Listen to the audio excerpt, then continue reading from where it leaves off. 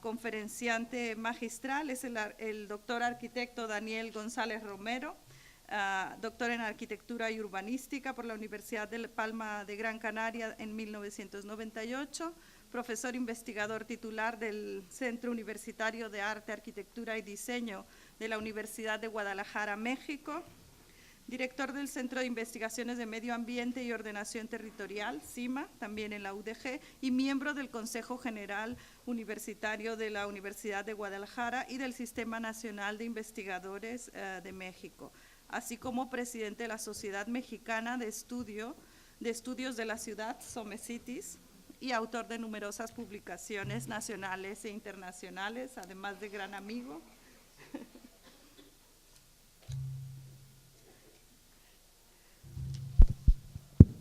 Bien, esto que voy a presentarles estaba dirigido desde que me invitaron, Silvestro y Miriam, básicamente a los estudiantes. Los que pasan de 25 o 30, por favor, hacer un poco de gimnasia mental, porque esto tiene que ver con algo que he estado trabajando hace tiempo y que está a punto de terminarse en un libro que se llama, como el título, La ciudad simultánea, y que parte de una idea muy simple. Recordaba una clase de física en la secundaria que decía que a toda acción corresponde reacción de igual magnitud y en sentido contrario a la fuerza que da origen. Y eso pasa en las ciudades.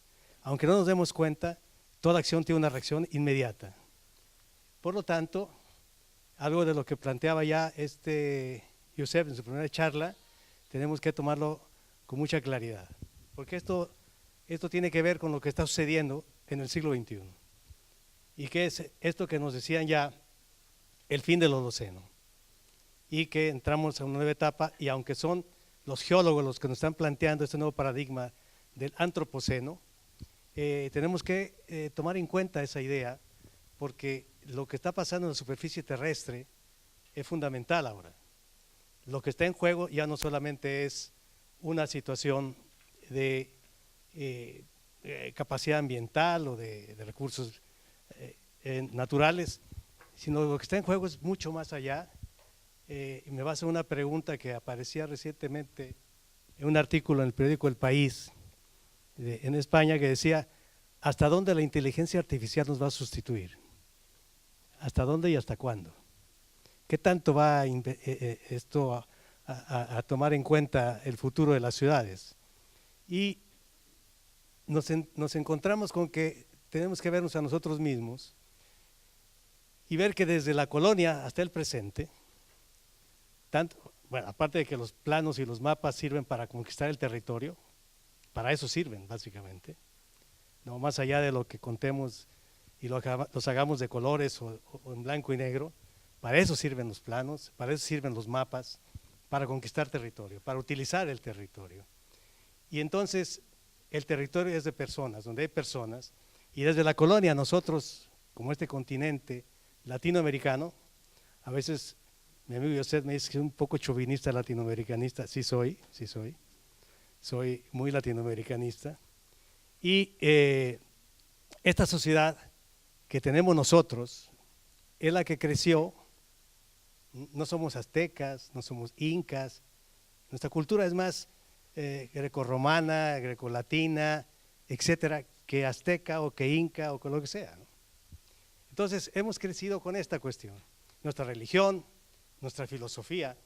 Hemos crecido con una filosofía que nace en la cultura europea, que crece en el sentido de conceder o no lo que es razón o lo que no es, de la que es la ciencia, la tecnología que utilizamos y qué significa la innovación hoy día. Y por otro lado, el espacio lo concebimos en términos de la cultura occidental que nos ha sido comunicada desde la colonia. Nuestra forma de entender el territorio viene desde entonces y se genera después con la modernización hacia nuestras ciudades. ¿Y cómo ordenamos el territorio? ¿Qué significa el sentido de sociedad? No tenemos una sociedad musulmana, no somos hindúes, somos una sociedad crecida en este campo. el conocimiento a partir de la idea de razón, la idea newtoniana de la razón, es la nuestra, la estructura de la ciencia positivista. Y así entendemos cómo conocemos el mundo. La cultura, una hibridación europea, decía Carlos Fuentes, el escritor, una vez allá en Guadalajara, decía, somos una cultura afro-indo-euroamericana, pero eso somos. Y yo les digo que somos la cultura más joven en la historia de la humanidad. 200 años de formación de las naciones latinoamericanas. Y no acabamos de entender que somos esa raza mestiza de color beige, ¿sí? Que somos exactamente una hibridación de muchas cosas. Y de esa manera para nosotros existe un tiempo determinado y una estructura económica impuesta, que es la parte importante que después veríamos poco a poco. Y entonces hay que remontarnos un poco para entender lo que viene, y lo que viene está fundamentado en lo que ya pasó. Y estamos entrando en un nuevo siglo que a veces nos hace pensar qué es lo que va a suceder.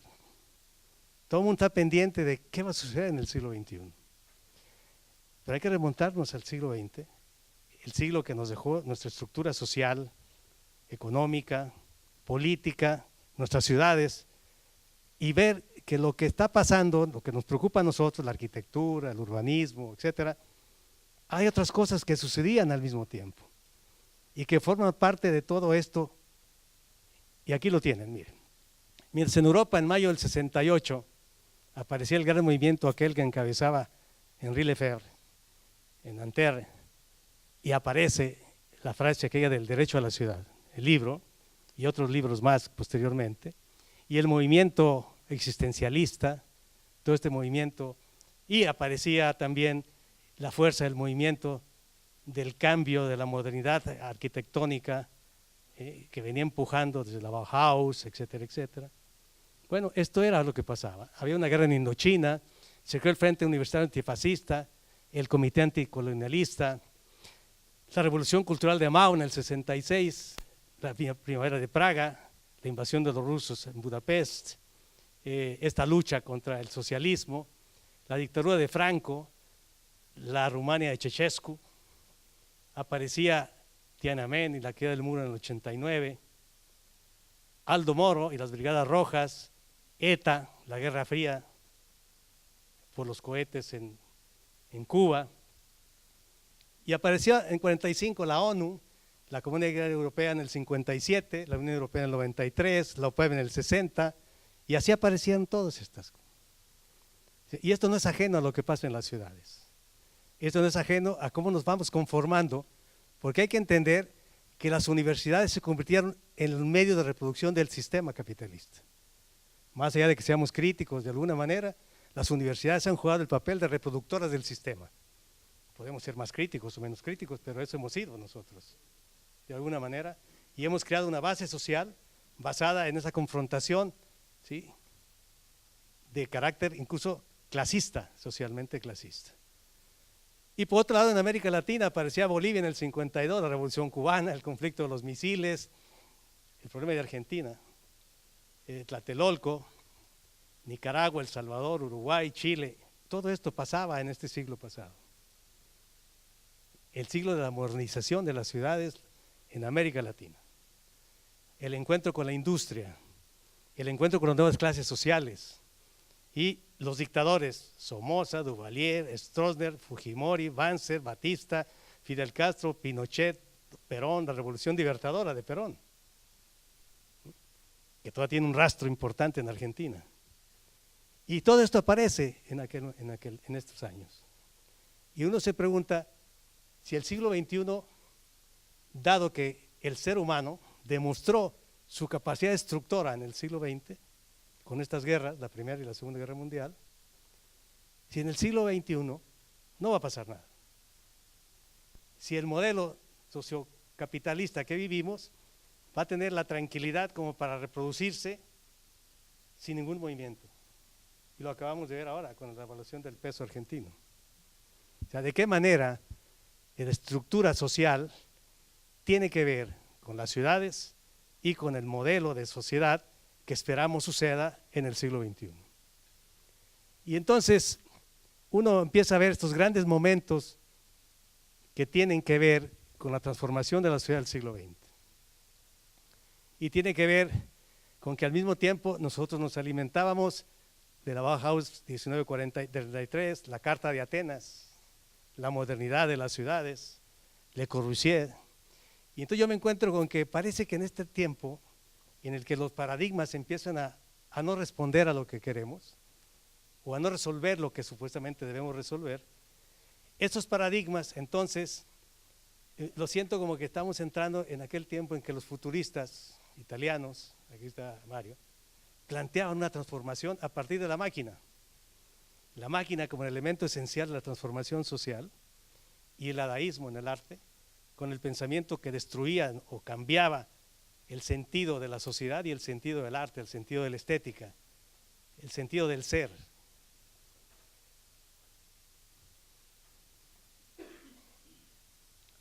Y entonces nos preguntamos, estamos en una sociedad con grandes avances científicos heredados del siglo XX, innovaciones tecnológicas importantes, redes e información vasta, lo que nunca se esperaba en la historia, avanzado con una gran velocidad, nuevos escenarios, los escenarios que nos muestra ahora a través de Instagram, por ejemplo, ¿sí? Cuando la fotografía dejó de ser realmente una fotografía del recuerdo para convertirse en una fotografía de la exhibición. ¿Sí? Cuando la cámara fotográfica desaparece y la sustituye el teléfono celular.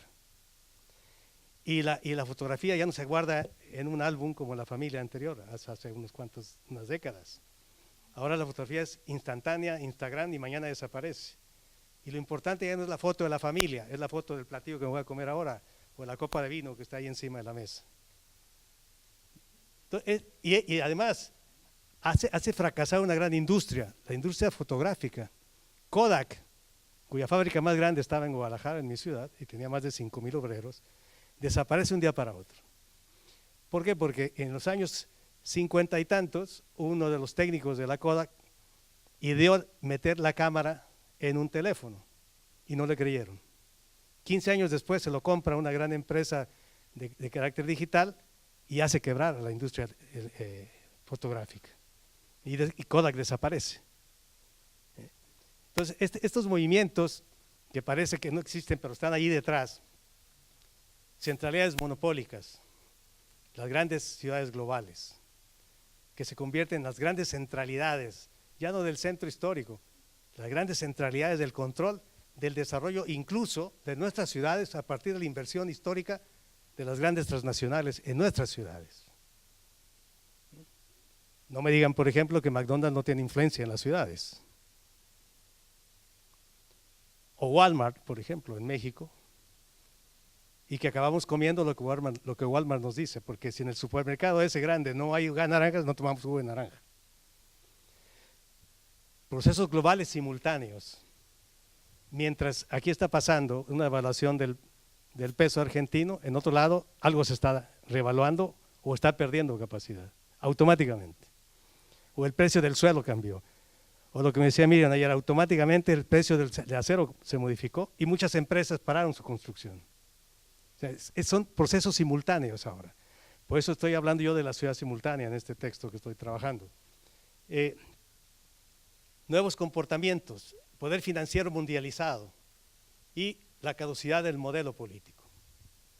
Hoy todo está en crisis, aparentemente, en el modelo político mundial. Por otra parte, frente a todo este ejemplo, está la acumulación de la riqueza. Por todos lados sabemos la gran acumulación de riqueza que existe en el mundo. Los reportes de Oxfam nos platican perfectamente cómo está todo esto. La crisis política institucional, las instituciones se han devaluado. Ahora ya no se cree igual en los sindicatos. Bueno, los sindicatos desaparecieron, ¿sí? Desaparecieron los sindicatos, desapareció la seguridad social, desaparecieron las pensiones. Antes existían por una razón, porque los trabajadores eran buenos, no, porque lo requería el sistema de producción. Para poder manejar y mantener el sistema productivo en el capitalismo del siglo XX, se requerían los sindicatos, se requería la seguridad social, se requería todo eso para reproducir el modelo. Cuando eso deja de ser importante porque se devalúa el valor trabajo en la producción, lo que se evalúa es el valor agregado al trabajo, y entonces ya se agrega al consumo, ya no al trabajo. Todos los trabajadores se dispersan, pierden los partidos políticos, pierde todo el mundo, se devalúa la seguridad social, y en este momento no significa aquello que hablaba el marxismo, de la clase proletaria desaparece. No, la clase proletaria no desaparece. No, luego que ahora trabaja en McDonald's, ahora trabaja en otro lado y está dispersa. Por lo tanto, eso es conveniente para el modelo. El modelo flexible que le llaman, y ahora todos se quieren convertir en emprendedores. Porque hay una forma de sustituir la circunstancia económica. Corrupción e impunidad, desigualdad y pobreza, por todas partes hablamos de eso en el mundo, incluso en los países desarrollados. Violencia y crimen, impactos ambientales, cambio climático y el colapso posible de alimentación y energía, recursos naturales. Mientras, como van a ver, en otro lado, evidentemente hay una gran explotación extractiva de las nuevas formas del capital. Entonces nos preguntamos si el siglo XXI tenemos una cantidad de conocimiento enorme, como nunca antes en la historia de la humanidad. ¿Pensamos que estamos en una era de cambio o cambiamos de era? Es el reto que tenemos. Porque si uno pregunta, y esto me apareció en una charla que di antes en otro lugar, yo preguntaba, ¿están de acuerdo en que sea una era de cambio? Y levante la mano el que esté de acuerdo. Y todo el mundo levantaba la mano. Y si estamos de acuerdo en eso, era de cambio, hay un gran esfuerzo, y lo platicábamos ayer en la noche, de los organismos públicos y privados y de todo tipo, incluso de las universidades, que llamamos reforma educativa, para ver cómo adaptamos esto, cómo parchamos los modelos para que sigan funcionando en ese modelo. Y lo que no entendemos es que ya cambiamos de era. Y más tenemos que entender en las universidades, porque construir paradigmas nuevos no es fácil. Es una gran tarea que nos reta ahora, nos reta a todos. Y entonces acabamos con los nuevos paradigmas basados en los derechos humanos. ¿Y qué son esas cosas? Derechos humanos, cuando frente a ello nos encontramos con un escenario del cual hemos aprendido nosotros. Esos son un montón de libros que puse ahí en una lista, de dónde hemos aprendido nosotros el tema de la ciudad y con qué tesis y teorías hemos aprendido. Son las mismas que reproducimos todavía. ¿Sí? Y lo que nos lleva a enfrentarnos